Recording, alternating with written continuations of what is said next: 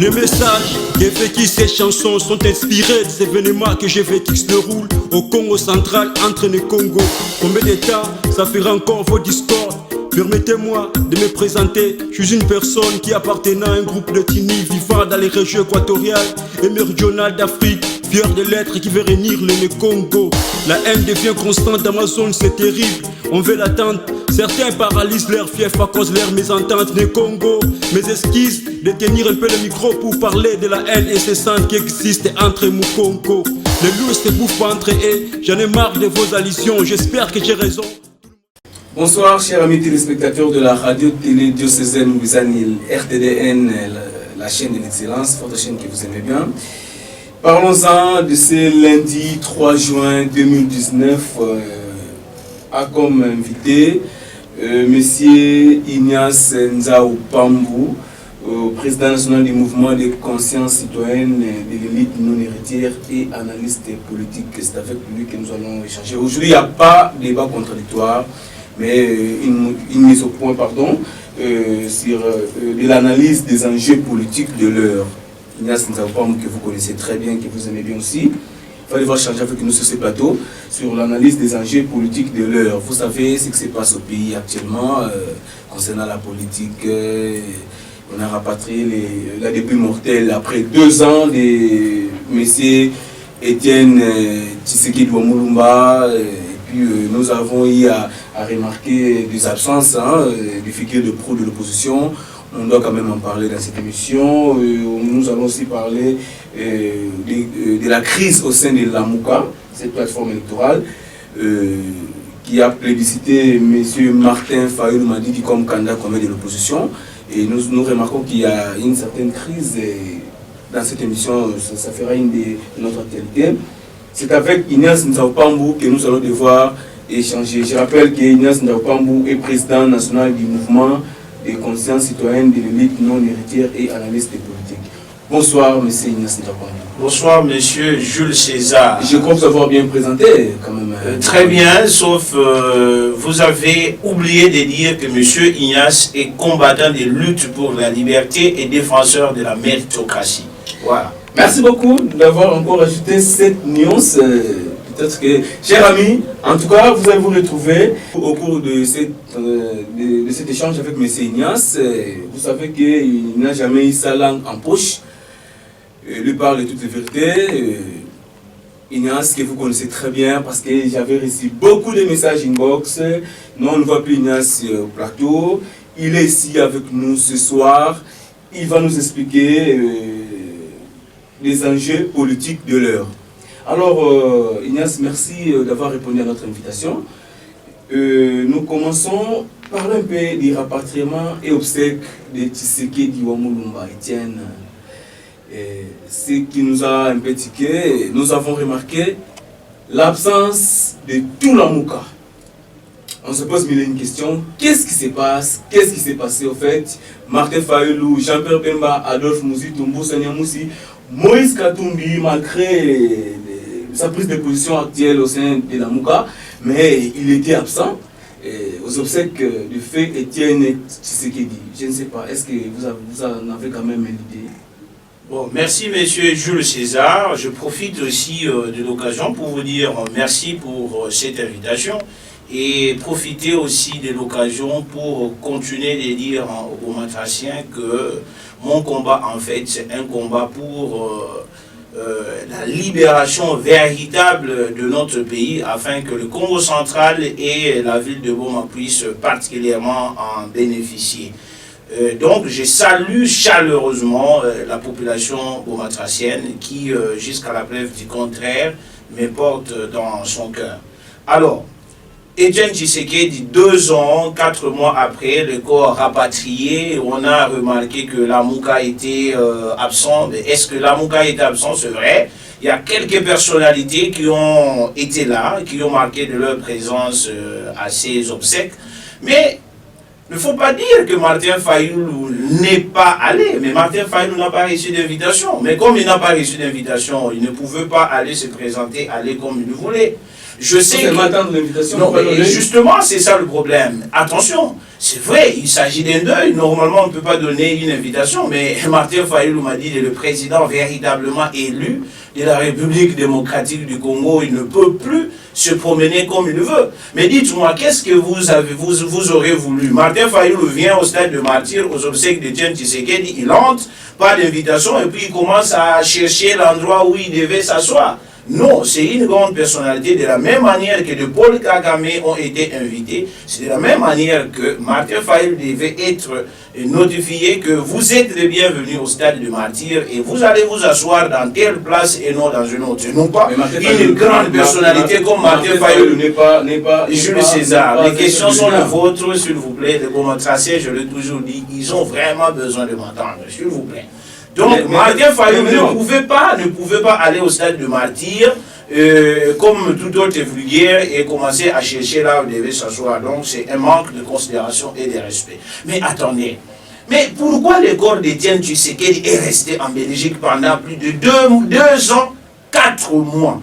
Mais nous avons été tués. Ceux qui ont saboté le corps d'Etienne Tshisekedi, donc le gens du FCC, parce que pendant qu'Etienne Tshisekedi était mort, qui était le premier ministre, c'est Sami Badibanga qui était le président. C'est Joseph Kabila. Et après Sami Badibanga, c'est Bruno Tshibala. Mais pourquoi le corps d'Etienne Tshisekedi n'est pas venu? Le même qui ont saboté Etienne Tshisekedi, même après sa mort, et ce sont aujourd'hui qui ont été les bienvenus lors de l'organisation des obsèques d'Etienne Tshisekedi. Il y a un malentendu entre son parti, sa famille biologique et puis le gouvernement. Et maintenant, le malentendu a été levé. Et pourquoi le malentendu, c'est de lequel? Pourquoi on ne voulait pas que le corps d'Etienne Tshisekedi puisse venir au pays? Pourquoi? Il y avait un problème purement politique. Mais quel problème purement politique? Si vous le connaissez, vous me le dites. Mais c'est la preuve. Maintenant, ces mêmes personnes, et le problème politique a été résolu. Le problème politique, c'est de lequel? Parce qu'il a été enterré avec l'argent de la République. Et tout ce qu'on a fait, l'organisation.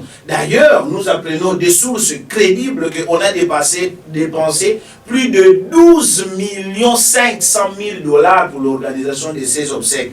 Les 12 500 000 $, oui, mais de la caisse de l'État. La caisse de l'État, mais il y avait aussi des gens qui ont eu à contribuer. Mais donnez-moi des preuves qu'il y a eu de contributions d'autres personnes. Moi, je vous dis que nous avons des informations, des sources crédibles que déjà, Fidel Kamere avait signé le premier décaissement de l'argent qui devait venir de la Banque centrale. Et l'ouvrage d'art a coûté 2 500 000 $ et que le mausolée et tout le reste, c'était plus de 10 millions. Donc, plus de 12 500 000 $ pour organiser les obsèques de quelqu'un. C'est vrai, personne ne peut nier la grandeur de Etienne Tshisekedi ou bien la valeur de son combat. C'est une icône, on le connaît, nous le reconnaissons et nous nous inclinons devant sa mémoire. Mais je crois que ce n'était pas une occasion, en tout cas, pour saigner le caisse ou les trésors en public. Nous n'allons pas... Donc, et ceux qui ont saboté le corps d'Etienne Tshisekedi pour que finalement il ne puisse pas vite rentrer au pays et être enterré paisiblement, nous avons vu qu'ils sont les mêmes. Jules, je sais que tu veux m'interrompre, mais laisse-moi finir par ceci.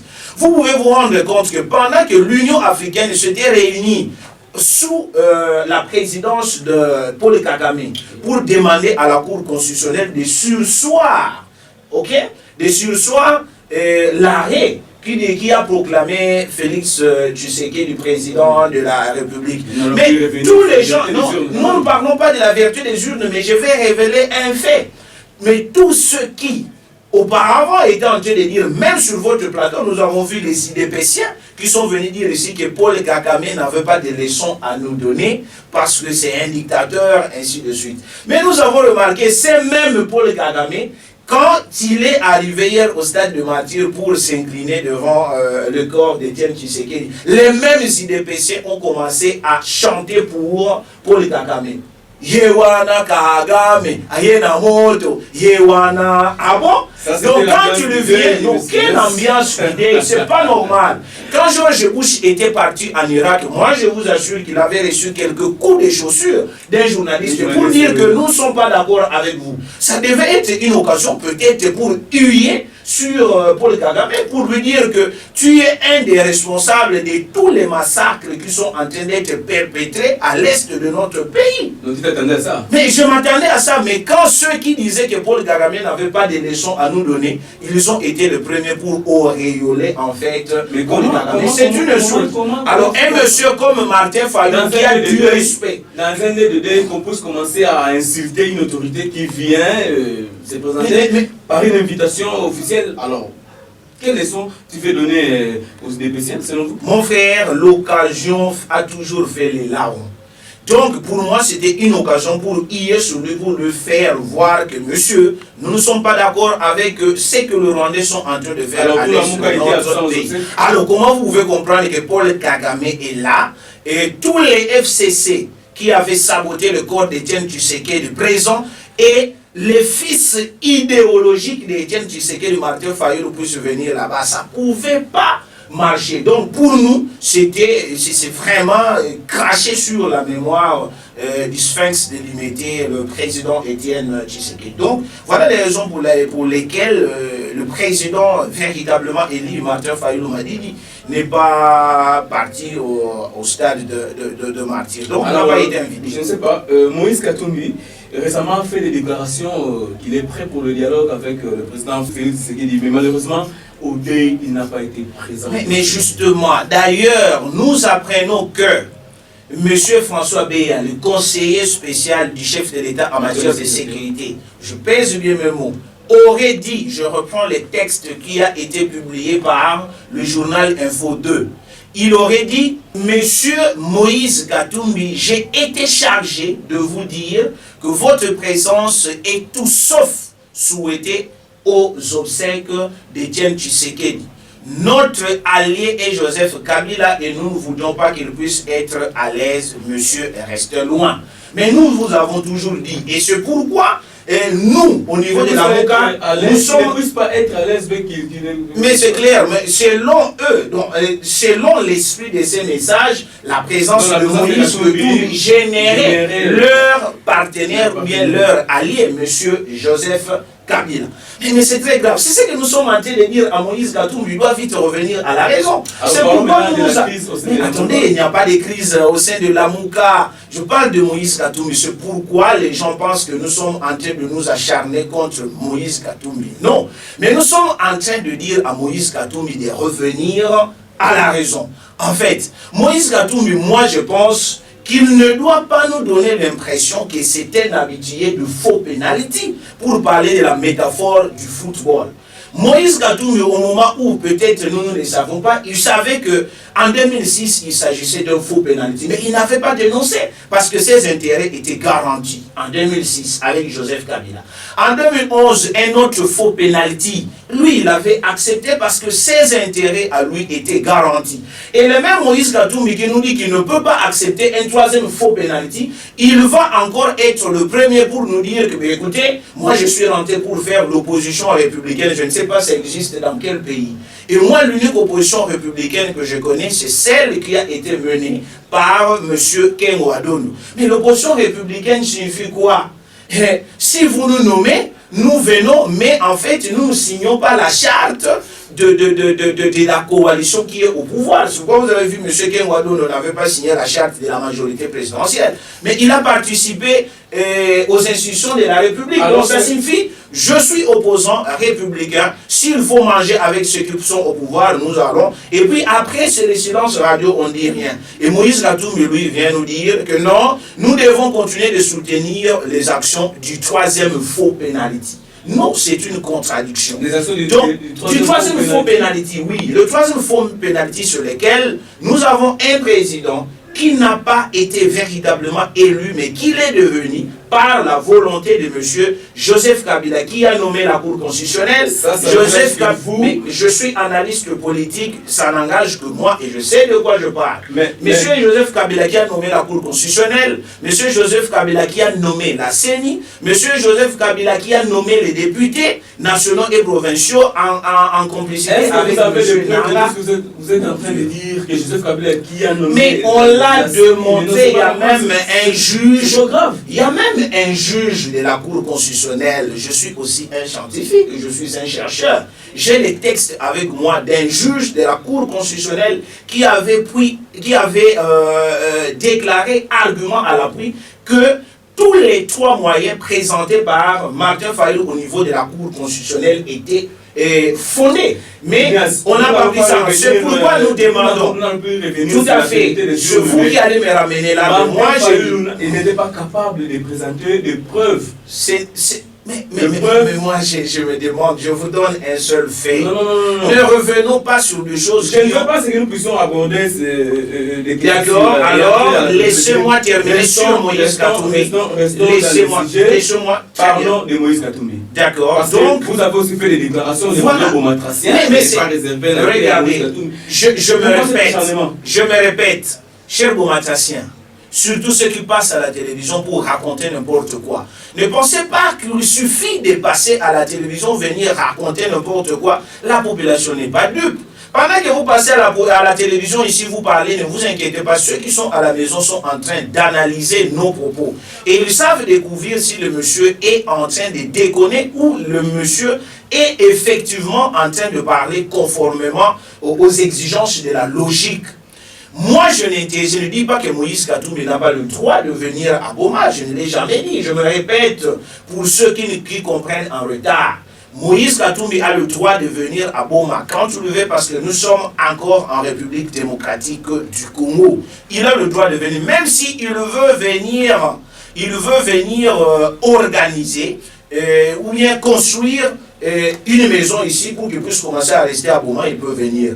Mais si Moïse Katumbi vient dans le cadre de la Mouka, mais moi je suis acteur politique de la Mouka, quoi de plus normal que je dise, à cause du flou qu'il est en train d'entretenir dans ces démarches qui violent même l'acte constitutif de la Mouka qui a muté, mué plutôt en une plateforme politique.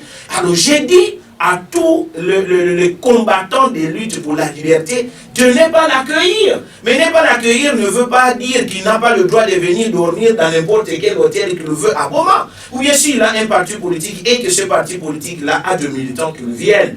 Moi, je suis en train de dire aux Bomatraciens que nous n'allons pas continuer d'être de moutons de panurge, comme on dit en Guillaume. Ils sont souvent faits, mais nous, les leaders du Congo central, qu'est-ce qui nous reste encore? Monsieur Gilles César, c'est aberrant. Vous avez vu l'élection du gouverneur en Matane. Vous avez vu même dans le compte du FCC qui signe. Donc les faiseurs de roi au Congo central ne sont plus nous-mêmes. Vous voyez, il y a ACO de notre compatriote Patrick Bologna, 8 députés provinciaux, je crois. Il y a l'AFDC, dont l'autorité morale ou le président est l'honorable Bati Lukwebo, 7 députés provinciaux. Et vous allez voir que même dans les comptes des FCC, ceux qui doivent signer pour qu'on puisse choisir le gouverneur, pour ACO, c'est Patrick Bologna. Pour le PPRD, c'est Chadal. Pour AFDC aller battre le peuple. Mais quel jour que Mukongo va créer un parti politique qui va aussi avoir des députés, par exemple, au Nord Kivu, pour que, avant de choisir un gouverneur au Nord Kivu, la signature de Sénégal-là doit être importante. C'est pourquoi moi j'ai dit, de la même manière que pour aller, par exemple, au Katanga et par-ci par-là, pour aller faire des meetings, il y a des carnets d'adresse, il faut passer par Baba, Kyungu, Wakumwanza. Il faut passer par le président Moïse Katumbi. Il faut passer par tous ces grands leaders que vous connaissez. C'est pourquoi moi, je suis un leader dans la ville de Boma. Je dis aux Bomatraciens, dans cette démarche, nos intérêts ne sont pas garantis. C'est pourquoi je dis, le président Moïse Katumbi a le droit de venir à Boma comme il veut, mais tant qu'il ne révélera pas le flou qu'il est en train d'entretenir dans sa démarche, je dirai toujours aux combattants, aux membres effectifs et sympathisants de notre plateforme La Mouka de ne pas l'accueillir, et c'est ça. Merci beaucoup, chers amis téléspectateurs. Vous suivez l'émission Parlons-en sur les antennes de la radio-télé de Sénégal. L'invité devant vous, c'est M. Ignace Ndiakoupambou, président national du mouvement des consciences citoyennes de l'élite non héritière et analyste politique. Nous sommes en train d'analyser sur de faire une analyse des enjeux politiques de l'heure. Alors, Ignace Ndiakoupambou, avant l'arrivée de Moïse Katumbi, ils étaient tous à Genève lors de la dernière réunion, je pense, où Moïse Katumbi était nommé, je crois, porte-parole pour 3 mois, il va gérer la Mouka. Alors, quand il fait ces déclarations, ça engage tout la Mouka, je pense. Alors, mais comment apparemment, il faut qu'il y ait une contradiction, Bemba pense autrement, Martin Fayulu, qui n'était pas présent pour aller accueillir Moïse Katumbi, et la présence de Moïse Katumbi, selon vous, c'est pour anéantir la popularité de Fayulu, c'est pour enterrer Fayulu, ou bien Moïse a ses intérêts mesquins, il veut protéger. Mais très bien, c'est pourquoi nous vous disons qu'il y a anguille sous roche. La démarche de Moïse Katumbi s'écarte de la vision de la Mouka. Et à partir de Genève, mais attendez, entre eux leaders. Très bien, mais le coordonnateur n'est pas en fait la personne qui engage la Mouka dans le sens que quand tu le parles, c'est la parole d'évangile. La Mouka est dirigée par un présidium et toutes les questions importantes qui doivent être traitées au niveau de la Mouka, il est important que le présidium qui est constitué de 5 leaders, il y a Jean-Pierre Bemba, Antipas Moussa Niamouissi, il y a Freddy Matoumoulou, il y a Adolphe Mouzitou et le président élu Martin Fayulu Madidi. Les 5 personnalités doivent se réunir. En fait, le coordonnateur, c'est le porte-parole. Vous voyez? Donc le coordinateur en tant que porte-parole, ce n'est pas à lui de venir nous dire que non, la Mouka va rencontrer Félix Tshisekedi. Non, Félix Tshisekedi et Martin Fayulu sont frères, je suis venu pour le réconcilier, mais enfin. Et c'est ça que ça donne quand on ne maîtrise rien. Mais qui vous a dit qu'entre Félix Tshisekedi et Martin Fayulu, il y a conflit? Ils ne sont pas des ennemis, mais nous sommes opposés actuellement sur le plan idéologique. Nous n'avons plus la même vision. Félix Tshisekedi a abandonné le combat qu'on avait, qu'il a finalement reconnu qu'il est toujours, que le pays est toujours sous occupation. Et au lieu de venir demander l'appui de la population congolaise, lui il est allé le 4 avril aux États-Unis pour dire aux Américains, Boli Nisangaï, Bossa Nisangaï, parce que le régime dictatorial laissé par mon prédécesseur plane ou continue de planer dans toutes les institutions de la République. Alors aidez-moi. Ce sont les propos de Félix Tshisekedi. Il a dit aidez-moi à déboulonner ces systèmes. Donc il reconnaît qu'en fait le pays n'a pas encore été libéré. Vous n'allez pas reconnaître certaines actions posées par le président Félix Tshisekedi. Je ne sais pas lesquelles les actions que vous parlez politiques. Aujourd'hui, parce que ceux qu'on considérait comme les ennemis de Kabila, ils sont des retours, entre autres Moïse Katumbi, Diom Ndongala et les autres. Mais la libération de certains détenus politiques, je ne sais pas, quand vous parlez des détenus politiques, vous faites allusion à quoi? Mais Kabila a libéré aussi. Kabila a libéré aussi, ils sont nombreux qui ont été libérés sous Kabila. À l'époque, mais vous avez parlé de deux personnes. Le reste de moi avait demandé la libération des prisonniers politiques, entre autres. Donc ça signifie, attendez, c'est que vous ne comprenez pas notre combat. Attendez, mais laissez-moi expliquer alors à la population, parce que moi je suis ici pour la population. Donc Franck Diongo a été libéré. Comment encore il s'appelle? Franck Diom Ndongala a été libéré sous condition d'ailleurs. Et donc, à Goma, le courant ne pose plus de problème. La SNEL ne surfacture plus des gens que quand vous avez 30 jours de courant, à Goma, on vous demande 34 000. Quand vous n'avez que 7 jours, c'est 34 000. Tout ça, c'est vrai. C'est quelque chose, mais ce n'est pas nécessaire. Ce n'est pas seulement ça que nous attendons. Nous voulons que le problème de que le courant à Goma ne puisse pas continuer d'être surfacturé. Que les entreprises qui jadis constituaient le poumon économique de notre ville puissent être réhabilitées. À défaut de les réhabiliter, en construire d'autres. C'est ça en fait que nous attendons. Mais en tout cas, comme toi tu m'as dit que depuis que Franck Diongo est sorti de la prison, votre maman a commencé à préparer tout le jour, vous avez maintenant de l'argent, félicitations. Mais en tout cas, ce n'est pas ça. Mais laissez-moi analyser l'actualité politique. Nous sommes en train d'analyser les enjeux politiques, l'actualité des enjeux politiques de l'heure. Mais trop crucifier Félix Tshisekedi, sinon remettre en cause certaines actions qui font en sorte qu'aujourd'hui, je ne dis pas qu'à 100% les pays vibrent, mais aujourd'hui nous pouvons dire qu'il y a certaines actions que Félix a posées les 100 jours par exemple. Alors, tout remettre en cause, je ne sais pas, ça c'est une haine mal placée. Mais je ne sais pas, pourquoi vous parlez de haine au moment où moi je suis parce que vous insistez sur ces plateaux, Martin Fayulu c'est le président élu, et vous faites des attaques personnelles, alors je ne sais pas. Mais commencez par attaquer la Senko. Commencez par attaquer le cardinal Mosengo. Parce qu'ils avaient clairement révélé qu'en fait, tout ce qui était publié n'était pas conforme à la vérité. Ne commencez pas, n'attaquez pas seulement Ignace, mais c'est la vérité. Mais en 2011, quand Etienne Tshisekedi disait que c'est moi qui ai gagné l'élection présidentielle appuyée par Félix Tshisekedi, mais c'était sur base de quoi ils étaient en train de statuer.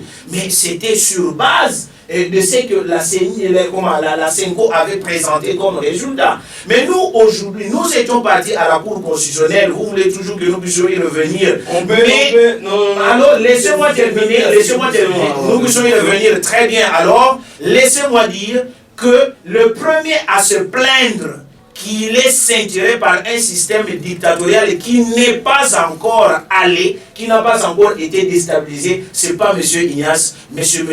Félix Tshisekedi, et où à Washington, le 4 avril, où il est allé demander l'appui des Américains pour l'aider à déboulonner le système dictatorial laissé par son prédécesseur. Mais moi, je ne vous comprends pas. Lui-même, Félix Tshisekedi vous dit que je suis ceinturé par un système qui ne peut pas me permettre de faire du bon travail. Et vous voulez que moi je puisse croire à autre chose? Non. En fait, de la même manière que Félix a reconnu, et nous sommes en train, non seulement en train de prier, mais argument à l'appui, en train de démontrer qu'en fait, la lutte est loin d'être terminée. Nous devons continuer de nous battre pour que nous puissions effectivement anéantir le système, j'emploie les termes de Félix Tshisekedi, dictatorial qui nous a été imposé par M. Joseph Kabila. Mais c'est clair, c'est pas moi, mais Félix le reconnaît. Alors, que moi je puisse relayer les inquiétudes de Félix Tshisekedi, mais où est le mal? Mais c'est vrai. Donc, Félix Tshisekedi s'est écarté de la lutte. Pour nous, il a trahi. Donc, il est allé là-bas pour le beefsteak, pour peut-être sa poche et consort, il va obtenir gain de cause de ce pourquoi il a accepté le gouvernement de trahir le combat. Alors, pour cet intérêt, nous attendons tous, il y a eu déjà la nomination du Premier ministre, nous attendons la publication du gouvernement. Juste après l'enterrement de Tshisekedi, je crois, dans quelques semaines, on aura déjà le gouvernement.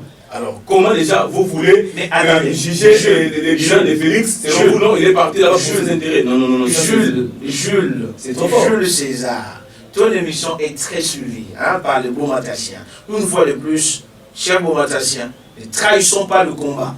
Quand on est dans un combat et qu'on n'a pas encore obtenu gain de cause, on ne lâche pas. Quand vous lâchez, vous perdez tout. Donc, ce que nous sommes en train de chercher, nous n'avons pas encore eu ça. Qu'est-ce que nous cherchons? La libération totale de notre pays. Donc, mais le Premier ministre, c'est d'ailleurs que nous avons eu avec beaucoup de peine. Mais moi, je vous ai toujours dit, c'est comme une maman qui est en train d'attendre son enfant. Donc, une maman qui est grosse. Mais attendez, une maman qui attend famille. Mais tout le monde à la maison est excité. Mais quand l'enfant naît, en fait, c'est un motif de joie pour toute la famille. Mais c'est clair. Mais il faut que l'enfant ne puisse pas être moche. Moi, le ben kabika qui me le monde. Parce que quand la femme va mettre au monde, mais est-ce qu'il y a eu liesse? Qui a été content parce que un monsieur qui a laissé plus de 258 mois d'un paiement? C'est faux. Non, mais attendez. C'est faux. C'est pas faux. News, parce que 250 mois, Ilunga Sylvestre n'a fait que, je crois, 5 ans. Ce qui me fait du bien et que vous êtes en train de relayer, en fait, comment je peux dire, le propos illogique qui sont en train d'être entretenus par des gens qui pensent qu'il suffit de passer à la télévision et dire tout ce qu'on pense. Non. Écoutez, quand on parle de 258 mois, ça ne veut pas dire que c'est seulement Ilunga qui a laissé ça. Non. Il est venu trouver le mois et lui, il a ajouté. Mais il a été nommé pour en fait trouver des solutions aux problèmes qu'il est allé trouver là-bas. Mais en fait, il a ajouté des problèmes au-dessus de ce qu'on avait. Et vous voulez que nous mettions ça à la charge de qui? De lui. Mais quand on dit 258 mois, ça ne veut pas dire que seulement monsieur Ilunga qui a laissé ça. Non, ce n'est pas ça que ça veut dire. Mais il y avait déjà des problèmes. Malheureusement, le monsieur qui avait été nommé pour trouver des solutions, il a été incapable. Alors, laissez-nous continuer de dire la vérité. Et si déjà le Premier ministre c'était un problème, mon frère, le Premier ministre a déjà été nommé, pourquoi le gouvernement ne sort pas encore? Parce qu'en fait, ils ne sont pas encore d'accord sur le partage des postes. Et nous apprenons de certaines sources crédibles que le FCC aurait dans ce gouvernement 60% de ministres et que le cash n'aura que 20%. Et M. Félix Tshisekedi à lui seul 10 et Joseph Kabila 10. Et qu'est-ce que nous allons attendre des choses comme ça? Rien. Ça, c'est un partage du gâteau et non pas un gouvernement qui va sortir pour les intérêts Parlons de la province du Congo central. M. Ignace Ntapambo, on vous accuse d'avoir soutenu un candidat du FCC qui a échoué. C'est pourquoi certaines personnes disent que Ignace et le FCC, ils se déguisent en Lamuka pour distraire la population. Est-ce que, pensez-vous que la province va quand même se retrouver à partir des élections qui ont eu lieu des gouverneurs? Nous avons un nouveau souffle, une nouvelle image actuellement qui gère la province. Je crois que vous avez une idée par rapport à ça. Mais je regrette, et sur votre plateau, j'ai dit que c'est la dernière fois que je réponds à cette question, ou bien je réagis à ces fausses accusations, à ces allégations gratuites. Mais Ignace n'a jamais été membre du FCC, et je ne le serai jamais. Moi, j'ai déjà dit que je ne serai jamais membre du FCC. Combien de fois je dois dire qu'en tant qu'acteur politique, je dois toujours prendre des positions par rapport à ce qui se passe, toujours dans le souci de défendre les intérêts de la population, surtout bomatassienne, qui n'a cessé de placer sa confiance en moi. Il y avait des candidats gouverneurs, ils étaient nombreux. Monsieur Ignace est le défenseur de la méritocratie. J'ai émis un vœu, un point de vue, et j'étais clair. Et personne ne passait ici pour me contredire. Je suis en train d'attendre celui qui pense qu'il peut me contredire. De tous les 6 candidats qui étaient alignés, je vous avais dit qu'il n'y avait pas un ange de tous, mais entre 2 mots, on choisit le moindre. C'est pourquoi moi j'avais pensé que, en attendant que le vrai changement ou le changement véritable que nous sommes en train d'attendre soit là, moi j'avais pensé que le moindre mal était Simon Floribert Mbadji. Mais ça ne voulait pas dire que M. Ignace est du FCC.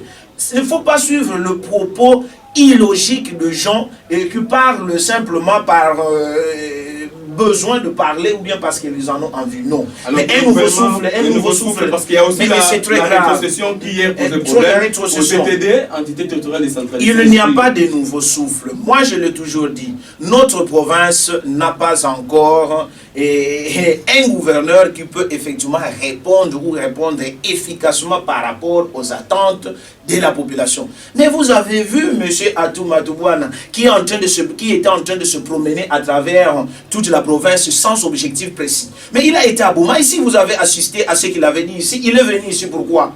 Quelle solution qu'il a amenée pour la ville de Bouma? Il est juste venu pour vous dire que n'a commis gouverneur Ngaye Olelo. Alors on prend ce... Bon, dites-moi, qu'est-ce qu'il... Alors il peut se promener comme il veut sans raison. Non, cette visite s'est inscrite dans le cadre de regrouper ensemble. Non, ça...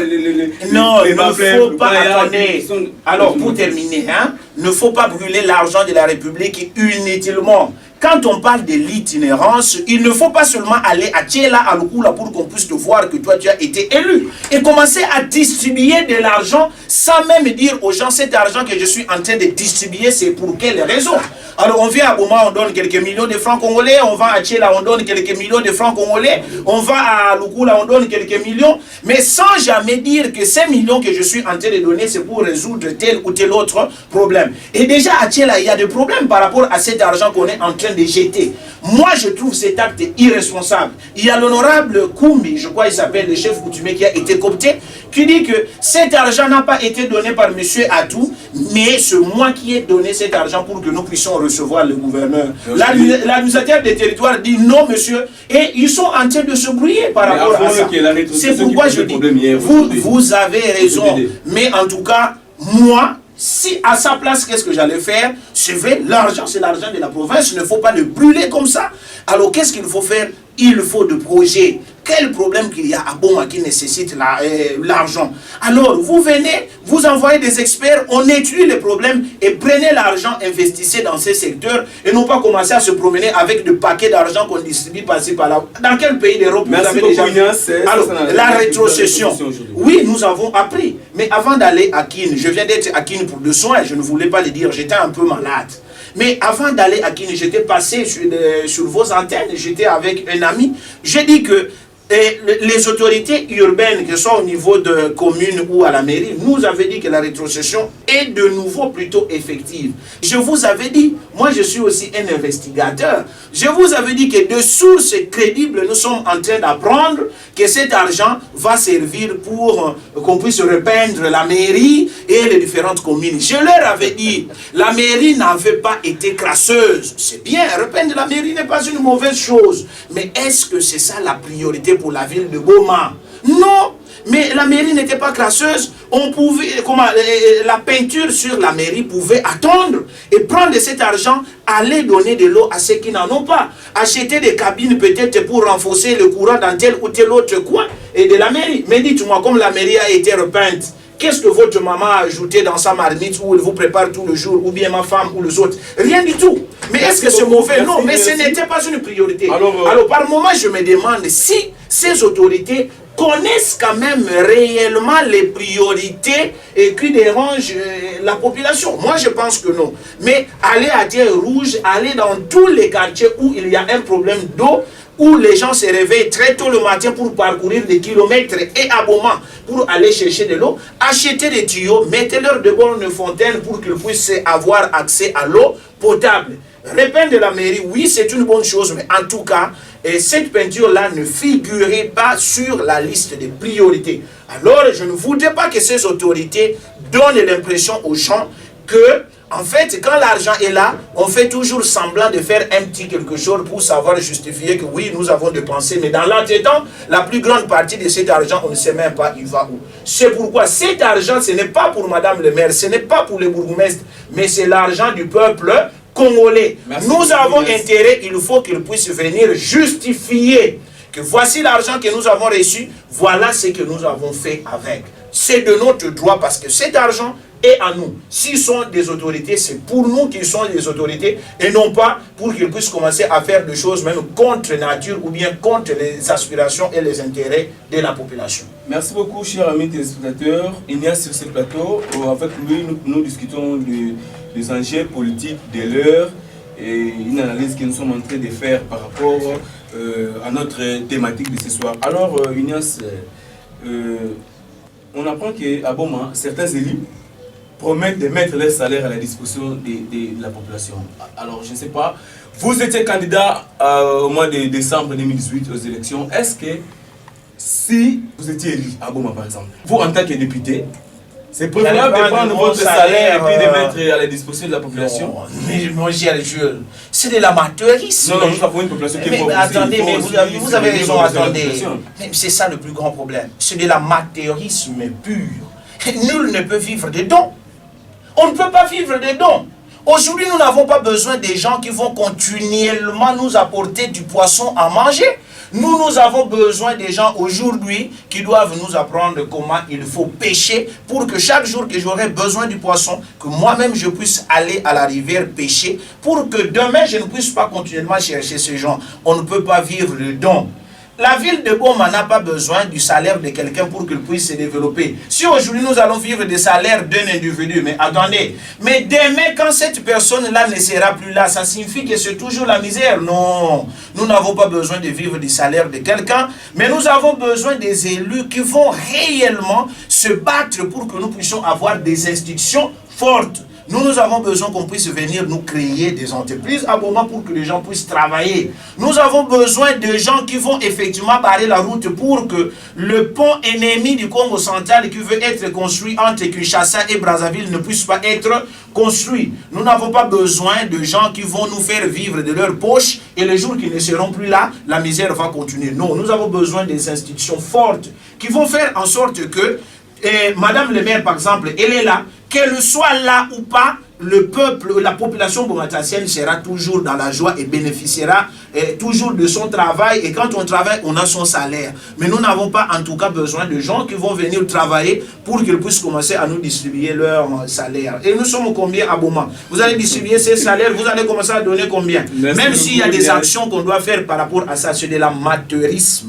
Nous avons besoin des élus qui doivent se battre pour que les institutions puissent devenir fortes, et ces institutions vont travailler pour le bien-être de toute la population, et donc la population boumatassienne en particulier et du peuple congolais en général. Donc c'est de l'amateurisme pur et sain. Merci beaucoup. Vous allez suivre cette émission sur YouTube. Nous saluons Junior Bola depuis les États-Unis, John Paf depuis Atlanta aux États-Unis, Monsieur Robert Lumba depuis Bruxelles.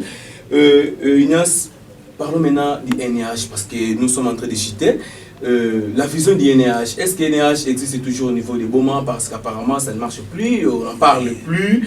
Vous êtes resté l'unique qui passe à la télévision. Les autres, Mercure, Maman et Louis, apparemment ils ne sont plus là. Est-ce que NH existe toujours à Boma? Mais comment est-ce que NH a des comptes à rendre à la télévision? Mais nous nous réunissons, nous faisons tout. Nous nous réunissons. Nous ne sommes pas une ONG, mais nous sommes un mouvement anti-médiocre. Quand ça marche, on dit, ok, mais quand ça ne marche pas, vous nous rencontrez sur votre chemin. Nous existons et nous sommes en train de travailler et de peaufiner des stratégies, en fait, pour que nous puissions, nous, effectivement, déboulonner les vrais ennemis de la population boumatassienne. La marche organisée par la jeunesse de la ville de Boma, NH était absente. Mais très bien, mais personnellement, contre les ponts Kinshasa-Brazzaville, on n'a pas vu la contribution du NH. Apparemment, NH sabote les actions des autres. Qu'est-ce qui se passe? Est-ce que NH vit en bon terme avec les autres associations de la jeunesse? Monsieur Gilles, merci pour la question. Je vous ai toujours dit, il y a quelque chose qui tue la jeunesse. Parmi les jeunes, tout le monde veut être leader sans même parfois se connaître. Tout le monde pense qu'il suffit de passer à la télévision, commencer à raconter des choses qui ne répondent à aucune logique pour qu'on puisse être adopté par la population. Moi, personnellement, j'étais à Kin aux soins, mais j'avais personnellement téléphoné aux amis qui avaient organisé la marche pour leur dire, écoutez, vous avez totalement raison, votre démarche est fondée, mais le caucus des députés du Congo central a entamé des démarches, des négociations pour dire à Félix Tshisekedi que là que tu es en train de nous amener, ça risque de faire en sorte que la province du Congo central puisse être coupée entièrement de la République démocratique du Congo. Alors on leur avait dit, on utilise les bâtons après que toutes les négociations ou les voies de négociation ont été épuisées. Je leur avais dit que les négociations sont en cours. Attendez, c'est seulement quand nous n'aurons pas obtenu gain de cause que nous allons commencer à recourir aux deuxièmes moyens qui sont les manifestations sur la voie publique et ainsi de suite. Je leur avais dit, mais certains d'entre eux avaient même dit, écoutez, vous voyez, parce que nous déconseillent, parce qu'ils veulent toujours apparaître eux-mêmes. Non, mais l'initiative était bonne, mais le moment n'était pas encore opportun. Mais je condamne aussi en même temps un peu le Bomatrassien qui n'avait pas répondu massivement à cette marche. Si c'était l'arrivée d'un homme politique, on allait être nombreux là-bas. Et pourtant, après le départ de cet homme politique, là, je ne sais pas qui vient de d'où, nous n'aurons rien. Mais quand il s'agit de la marche qui concerne nos intérêts à nous, non, là, on ne répond pas. Et seulement quand Ignace, avec des raisons fondées, dit que Moïse Katoumi a le droit de venir à Boma, mais je demande à nos militants de ne pas l'accueillir. Là, vous voyez des gens à la télévision venir contenir sans argument solide, alors qu'ils ont aussi été candidats comme nous, incapables d'avoir 100 voix aux élections qui viennent de passer. Merci beaucoup. Alors, donc, pour moi, le moment n'était pas encore propice. Et nous restons debout, chers Bomatrassiens, Betule Kave. Babylon Moukena Boukouiza, quand a Félix Tshisekedi, mais s'entêter à me continuer na yandi, na projet Nandi, il y a ba intérêt, il y a ba étranger, ça mon construction, il y a point. En tout cas, le moment venu, nous serons obligés de nous prononcer pour vous dire que l'heure est grave. La liberté ne se donne pas. Un peuple, on ne lui donne pas la liberté, mais un peuple se libère. Donc, on ne libère pas un peuple, mais un peuple se libère. Donc, quand nous allons épuiser toutes les voies de négociation, en tout cas, nous allons maintenant recourir aux deuxièmes moyens qui sont des manifestations publiques et ainsi de suite. Donc le moment n'est pas encore opportun. Nous continuons de faire pression. Et l'honorable Adrien Poba d'ailleurs a même fait, je crois, une émission même à la RTNC par rapport à ça, des interviews à Top Congo. Donc la démarche était bonne, mais le moment était inopportun. Merci beaucoup. Chers amis téléspectateurs, nous sommes arrivés à la fin de cette émission. C'était Ignace Ndiaoupambou comme invité sur ce plateau, le président national du mouvement des consciences citoyennes de l'élite non héritière et analyste politique. Avec lui, nous avons échangé sur des enjeux politiques de l'ère. On a fait une analyse en ce qui concerne les enjeux politiques de l'ère. Ignace, merci d'avoir répondu à nos questions et puis vous avez disposé le temps pour venir répondre à notre invitation. En tout cas, je vous remercie. Puis la population qui vous a suivi avec beaucoup d'attention, vous a remercié aussi. Je ne sais pas votre dernier mot pour l'émission de ce soir, pour ce numéro, le premier numéro de ce mois de janvier. Mon dernier mot est clair.